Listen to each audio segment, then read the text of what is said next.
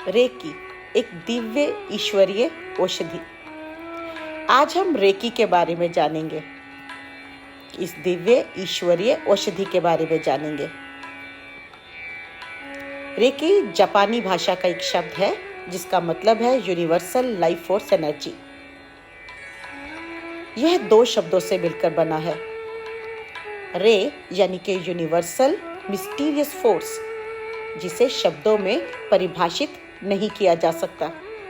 इसे vital life force of every living being कहा जाता है। हर प्राणी की अत्यावश्यक जीवनदायिनी प्राण ऊर्जा को की कहते हैं, जो ना दिखाई देती है, अतार्किक है, अमूर्त है, यानी कि इनविजिबल, इलॉजिकल एंड इनटेंजिबल ज्ञान है। यह एक बहुत ही प्राचीन, दुर्लभ, पवित्र ज्ञान था जो कि हजारों वर्षों से छुपा हुआ था। रेकी कोई धर्म, कोई संप्रदाय या कोई नीति नहीं है, न ही ये कोई ब्लैक मैजिक है।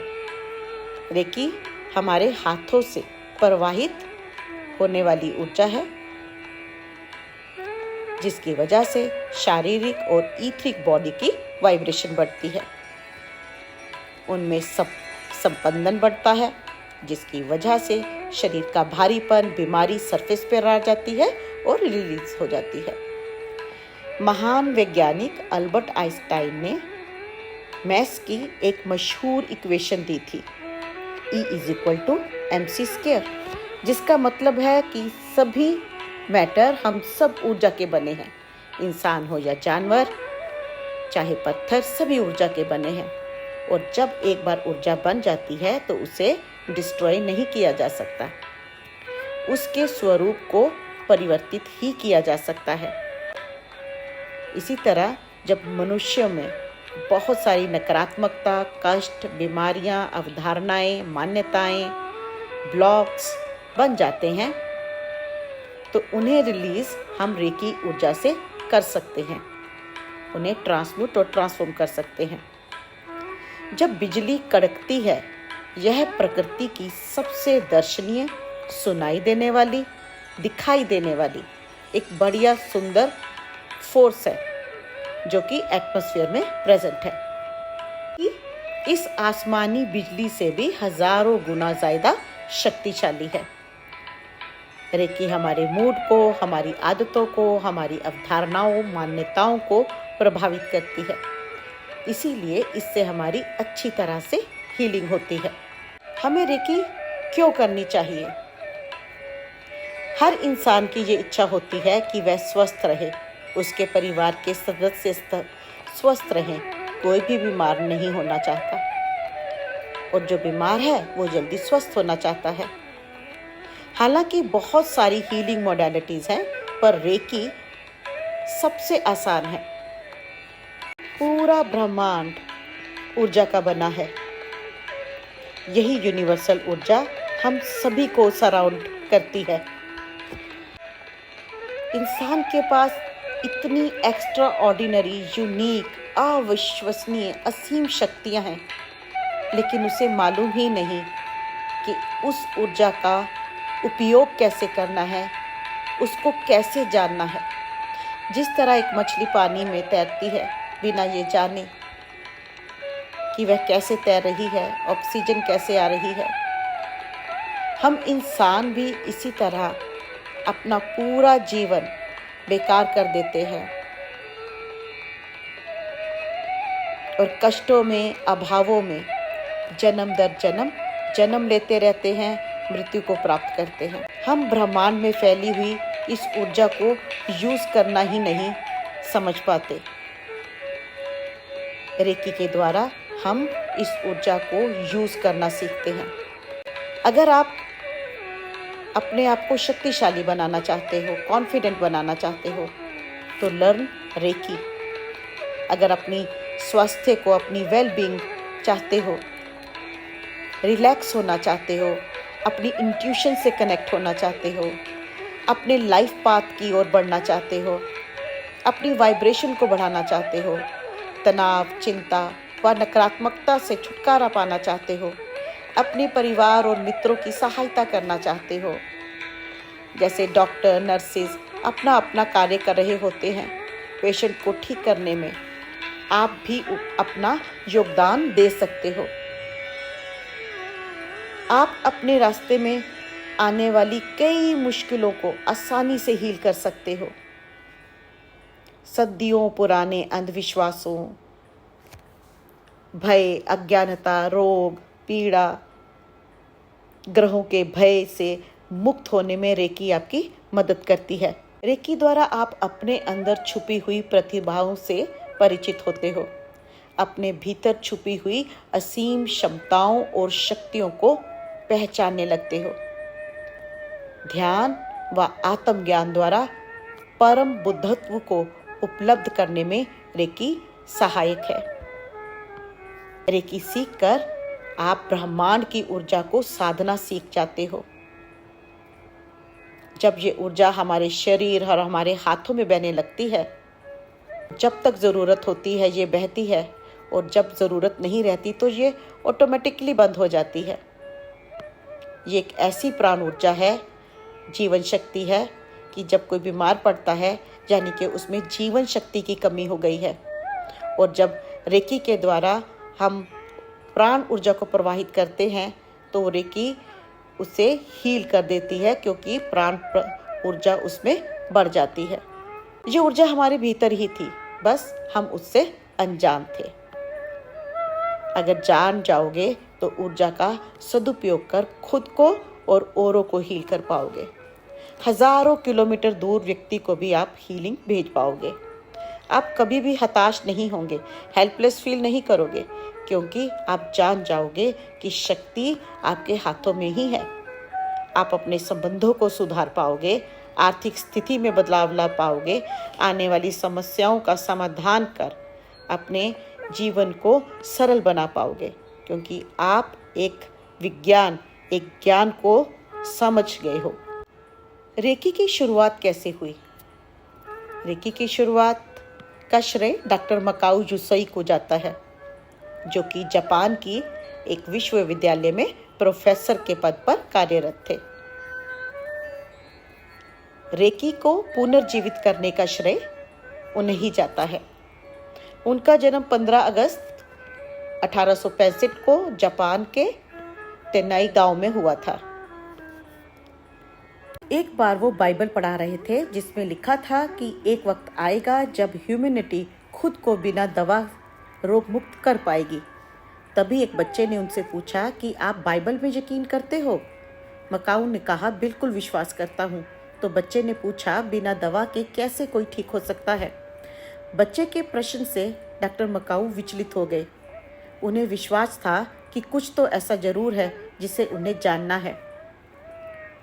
उन्होंने यूनिवर्सिटी से त्याग पत्र दे दिया और इस सवाल की खोज में जुट गए। उन्हें लगा कि इसका संबंध शायद मेडिकल साइंस से है, इसलिए उन्होंने मेडिकल साइंस में एडमिशन ले ली और 3 साल तक मेडिकल साइंस की पढ़ाई की।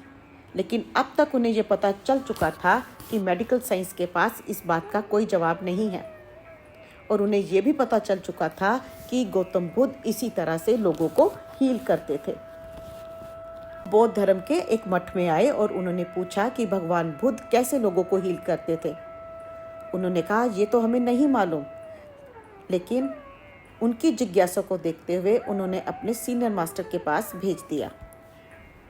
सीनियर भिक्षु ने कहा कि अगर आप किसी चीज़ के बारे में जानना चाहते हो तो तुम्हें ग्रंथ को पढ़ना होगा। डॉक्टर मकाऊ ने सभी ग्रंथों का अध्ययन किया, लेकिन जो चीज़ वो जानना चाहते थे वो उन्हें नहीं मिली। उनकी जिज्ञासा उन्हें पहले चीन लेकर चली गई। उन्होंने चीन की भाषा सीखी, वहाँ के ग्रंथ पढ़े और फिर वो वहाँ से नेपाल होते हुए भारत आए। भारत के काशी और बनारस में वो रहे, बहुत सारे ग्रंथों का अध्ययन किया, लेकिन अभी वो नहीं जान पा रहे थे जिसकी तलाश उन्हें थी। जहाँ चाहा वहाँ रहा। एक दिन उन्हें वो ग्रंथ मिला जिसमें लिखा था कि अगर आपको कुछ चीज़ लेनी है या समझनी है तो आपको 21 दिन साधना करनी चाहिए। डॉक्टर मकाऊ वापस जापान आ गए और उन्होंने डिसाइड किया कि वो 21 दिन ध्यान करेंगे और इसके लिए उन्होंने माउंट कुरुमा को चूज़ किया। जब वो उस पहाड़ की चोटी पर गए, उन्होंने 21 पत्थर रखे। हर रोज़ वो एक पत्थर फेंक देते थे। 21 दिन की साधना उन्होंने भूखे प्यासे रहते हुए की। 21वें दिन उनकी हालत बहुत ख़राब हो गई थी और एक तरह से बेहोश होकर ही गिर गए थे। लेकिन तभी एक प्रकाश का विशाल गोला उन्होंने देखा जो उनके थर्ड आई में प्रवेश कर गया। जैसे ही वे उनके थर्ड आई में प्रवेश किया, उनके शरीर में अति आवेग से ऊर्जा बहने लगी।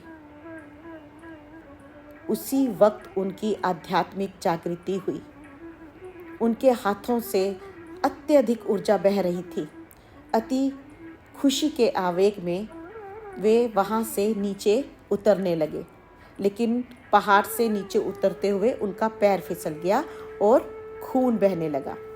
जैसे ही उन्होंने अपना हाथ चोट पर रखा, बहता हुआ खून एकदम से बंद हो गया और वो फिर नीचे उतरने लगे। अब उन्हें बहुत भूख प्यास ता रही थी।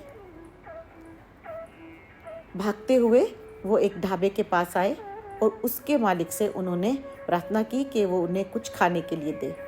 ढाबे के मालिक को तरस आ गया, क्योंकि उन्हें लगा कि इस व्यक्ति ने बहुत दिनों से कुछ नहीं खाया, और उनसे कहा कि आप पहले कुछ लिक्विड लीजिए, नहीं तो आपका पेट खराब हो जाएगा। लेकिन डॉक्टर मकाऊ ने कहा, मुझे भरपेट खाना चाहिए।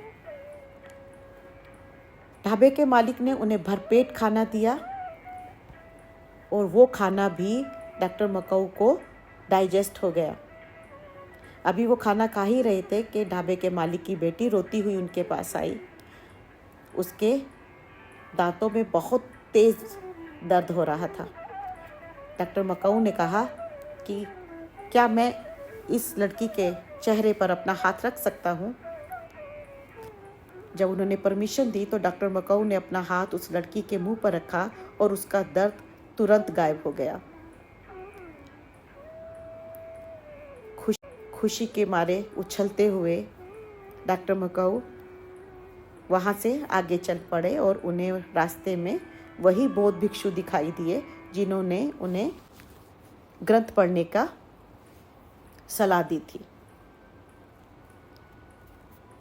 उन्होंने उन्हें पहचान लिया और उनसे पूछा, क्या तुम्हें वो मिल गया जिसकी तुम्हें वो तलाश थी? तो डॉक्टर मकाऊ ने कहा, हाँ, मैं वो सब कुछ जान गया हूँ जिसकी मुझे तलाश थी। फिर उन्होंने सब कुछ डिटेल में बताया। तो बौद्ध भिक्षुओं ने उन्हें अपने आश्रम आने के लिए कहा। उन्होंने कहा, वहाँ पर बहुत सारे बीमार व्यक्ति आते हैं, अगर आप वहाँ पर आओगे तो हमें बहुत हेल्प मिलेगी। डॉक्टर मकाऊ उस आश्रम में गए और वहाँ पर 6 साल तक रहे और भिक्षुओं की सेवा करने लगे। लेकिन उन्होंने देखा जो भिक्षु ठीक होकर जाते हैं वो वापस वहीं लौटना चाहते हैं। तब उन्होंने पूछा कि आप वापस क्यों आ रहे हो? तो उन्होंने कहा कि हम काम नहीं करना चाहते, हमें आश्रम में मुफ्त का खाना मिलता है।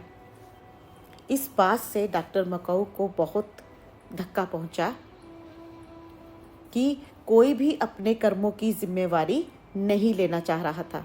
उन्होंने फिर साधना की और उसके बाद उन्होंने रेकी के बारे में एक रूल बनाया कि जो भी रेकी देगा उसके बदले में उसे दक्षिणा देनी पड़ेगी, जिसे हम एनर्जी एक्सचेंज भी कहते हैं। और बिना मांगे किसी को भी हीलिंग नहीं देनी है। जब डॉक्टर मकाऊ को लोगों को हील करते हुए काफ़ी वक्त बीत गया तो उन्हें लगा कि उन्हें ये विद्या किसी और को भी सिखानी चाहिए ताकि उनके बाद भी ये विद्या फैले। तो सबसे पहले उन्होंने चुगीरो हयाशी को ये विद्या सिखाई। टोक्यो में उन्होंने अपना पहला क्लिनिक खोला और लोगों को हील करने लगे। वहीं पर काफ़ी लोगों को हील करते हुए एक बार उनके पास हवाई से एक लेडी आई, मिसिस टकाटा। उन्हें गॉल ब्लैडर का ऑपरेशन करने की सलाह दी गई थी और वो ऑपरेशन करने से डर रही थी। जापान में आई थी कि शायद उन्हें वहाँ पर कोई ऐसा मिल जाए जो कि उन्हें ये बताए कि बिना ऑपरेशन भी उनका इलाज हो सकता है। तो उन्हें डॉक्टर हयाशी ने विश्वास दिलाया कि शायद वो उनकी हेल्प कर सकते हैं। उन्होंने उनका ट्रीटमेंट शुरू किया और कुछ ही दिनों में उनकी ना केवल गॉल ब्लैडर की हीलिंग हो गई, उनको और भी बहुत सारी बीमारियां थी वो भी ठीक हो गई। 1965 में जब मिसिस टकाटा वापस गई तो उन्होंने भी ये विद्या सीखी और अपना प्रचार शुरू किया और वहाँ पर 22 मास्टर तैयार किए और धीरे धीरे ये विद्या देश विदेश में फैलने लगी। और 1991 में रेकी का पहला सेमिनार इंडिया में किया गया, जहाँ पर 30 लोग आए और 30 लोगों ने रेकी का ज्ञान दिया। और उसके बाद रेकी भारत में भी प्रचलित हो गई। तो ये हमने जाना कि कैसे रेकी की शुरुआत हुई और रेकी के द्वारा हम क्या क्या कर सकते हैं। अगले सेशंस में हम चर्चा करेंगे रेकी के बारे में और अधिक डीपली जानने की कोशिश करेंगे कि हम इसे कैसे सीख सकते हैं, कैसे हम खुद की और अपने आसपास के लोगों की हेल्प कर सकते हैं।